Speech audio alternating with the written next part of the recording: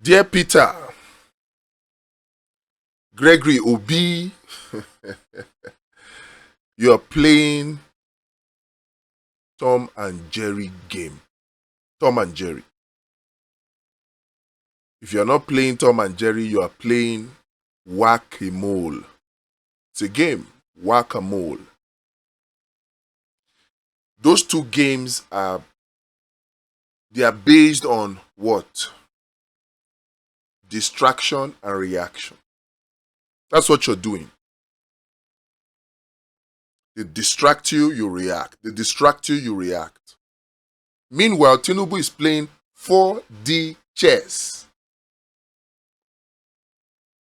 4D. He's not even playing ordinary chess. 4D chess. This whole Isaac Fayose thing. You have called him now. You have visited him. And it appears maybe to you, you think everything is okay. Everything is not okay. A certain damage has been done.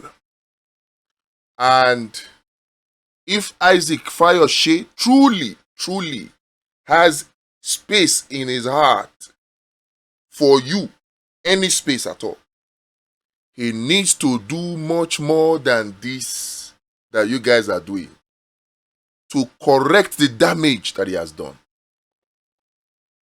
Damage don't go far. It don't go far. 2027 will be for that person that understands the psychology of Nigerian behavior. In particular, it's a little different from the psychology of human behavior. What Isaac Fayose did, the damage that his action did, whether knowingly or unknowingly, will require a lot more effort than calling and visiting and laughing together. It will require a lot more than that. Because out of the 5 critical demographics that you are supposed to reach, you have only succeeded in reaching 2 of those demographics. The remaining 3, your messaging has not catered for them. Your messaging the way it is now does not resonate with them. The remaining 3. And those are the critical demographics that constitutes over 75% of voters. And I'm talking about the middle or average, the poor, and the extremely poor Nigerians. These demographics, your messaging has not catered for them. And now them they vote. Now them get PVC. The remaining 2 demographics that your message somewhat has catered for, the extremely rich and the rich. It is those 2 demographics that the damage has been done now by Isaac Fayose's action. If you scroll through social media now, many persons are latching on to Isaac Fayose's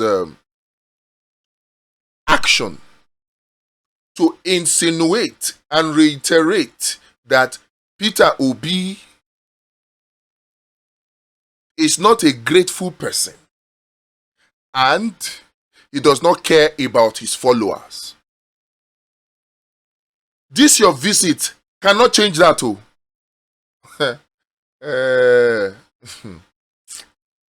It cannot. A lot more needs to be done, and you need to talk to him. He needs to do a lot more to correct the damage that has been done.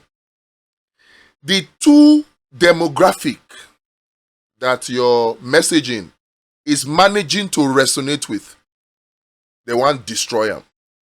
That is where Tinubu is playing 4D chess. In criticizing, and I'm happy that you raise the issue with him that 50% of the persons that pose online as obedient, insulting and attacking people, they are not obedient. I'm happy that you, Peter Obi, pointed that out. And I said it earlier in a previous video that I did, that Isaac Fayose ought to have known, having been friends and is still friends with people like Randy Peters, Mama P, and Justice Crack. He ought to have known that you cannot generalize like that and say obedient have disappointed me. And he made that statement when he was with Very Dark Man, and Very Dark Man repeated that thing. Obedient have disappointed you. They always insult people. You see, that narrative that obedient insults people, Isaac Fayose has gone to open that wound now. That's one. Two, he has driven and sown a seed in the hearts of the small demographics, the rich and the extremely rich, that your message resonates with Peter Obi. Sown a seed there, a seed of discord that Peter Obi know they appreciate. You have appreciated him now. They look, how are they interpreting it? They are interpreting it that, yeah, because Isaac Fayose came out to complain, so you, Peter Obi, now, you are responding. That does not mean that you appreciate your supporters or that you are a grateful person. Isaac Fayose is pointing. I know he may mean well, but you see, when he now, out of anger, spoke from his heart and said, I am a Yoruba boy. I love Tinubu with all my heart. When he made that statement, tribalism came out of him. All of this one that he's saying now, me, is not as weighty as what he said when he spoke from the depth of his heart. It gave me wicked vibe pre-2023 election. I'm giving you my opinion, no? And I'm giving you my solution. If you like, you take it. If you like, you leave it. But I pray you take it.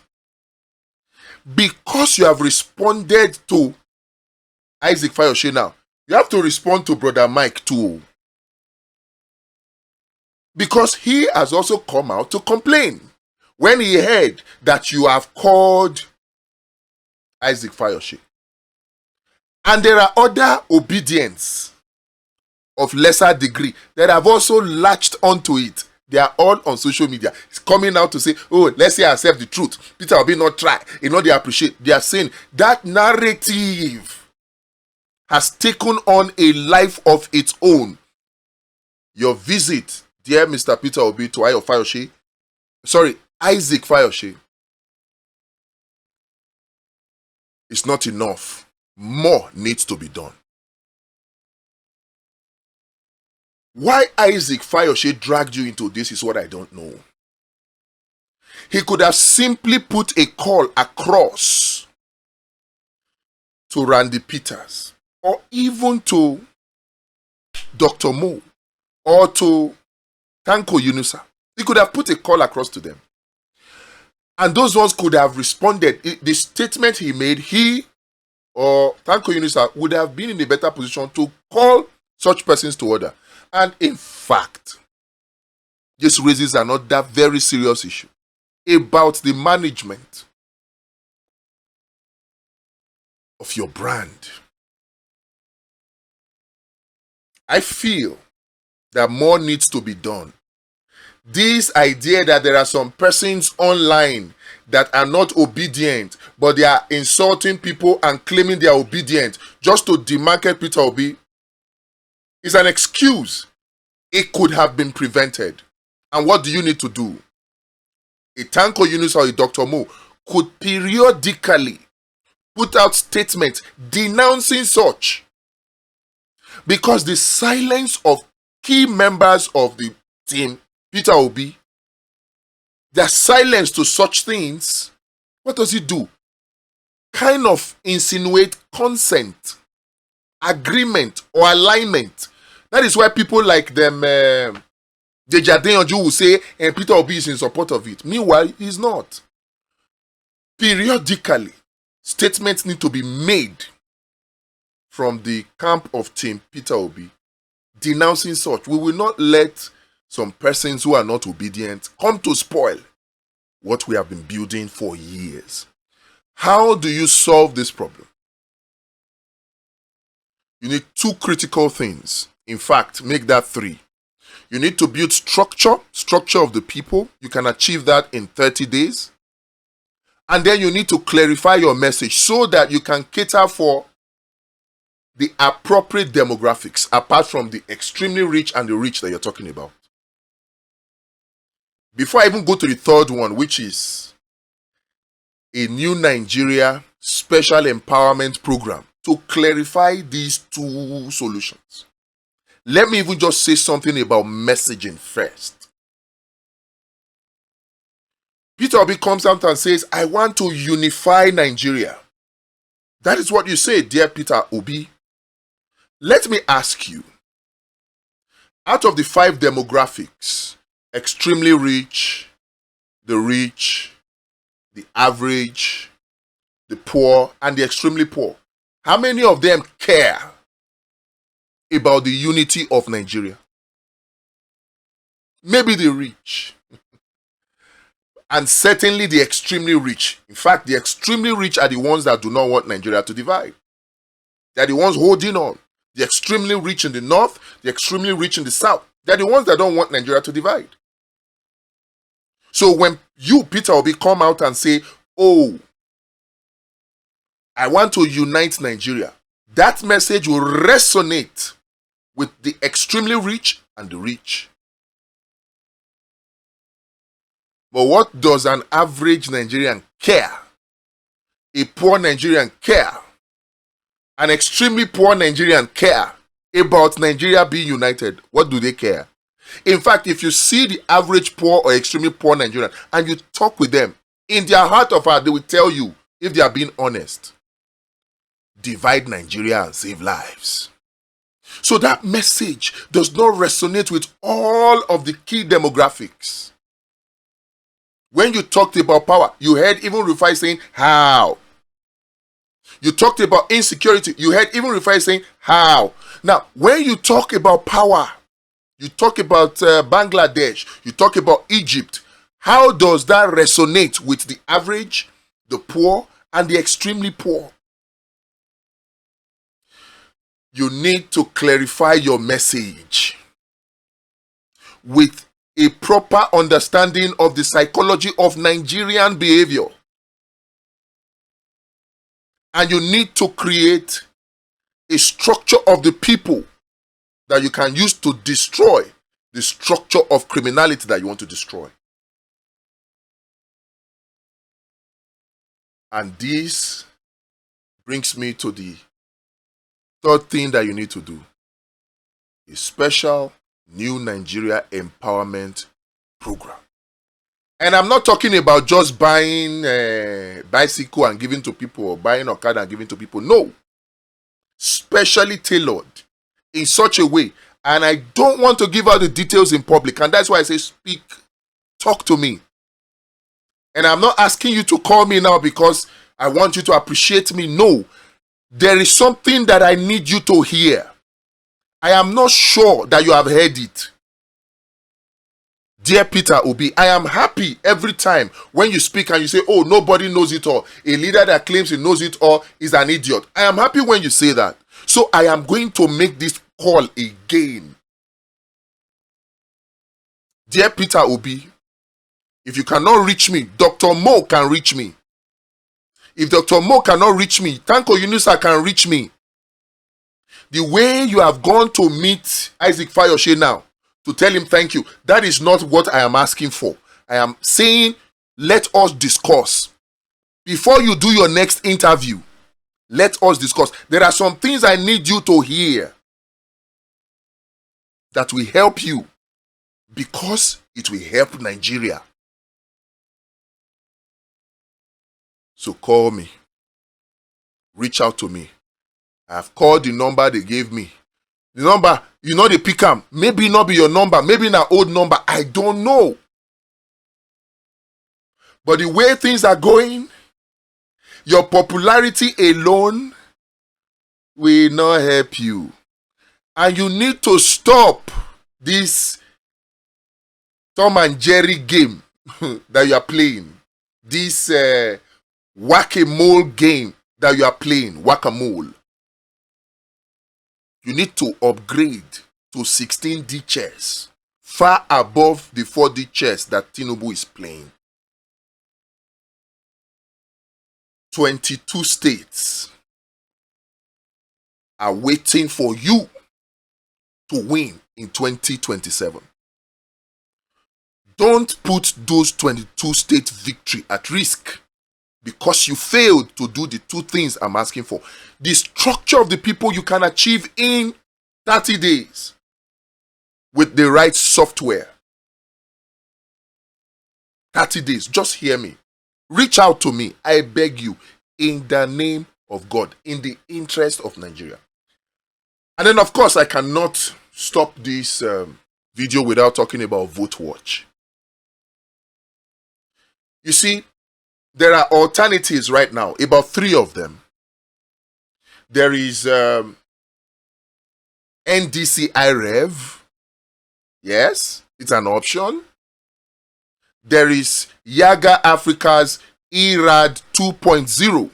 Yes, it's an option. But you see, VoteWatch remains the only solution to guarantee free and fair and credible election results in 2027 as things stand right now. No competition. It may not be as popular as Yaga Africa's IRAD. It may not be as popular as NDIC IREV. But it's far more advanced and far more potent as far as the 2027 elections are concerned. In fact, if you ask me, IRAD 2.0 from Yaga Africa has a very big fundamental flaw. And Yaga Africa said it themselves that it is going to be based on what INEC has uploaded to IREV. That is fundamentally flawed. Because that means whatever has happened from the beavers to the buffer server to the public-facing server, it is based on that IRAD 2.0 will operate. So it means if there is an error on IREV, IRAD analysis will be based on that error. And the fact that they are sponsored and backed by the European Union makes me suspect that IRAD 2.0 may be used to legitimize a potentially rigged election. So, if you are looking for independently verifiable, credible, people-powered solution, don't look to IRAD. I beg you. Forget the big funding. Forget the glitz and the glamour and the razzmatazz. Don't look to IRAD 2.0.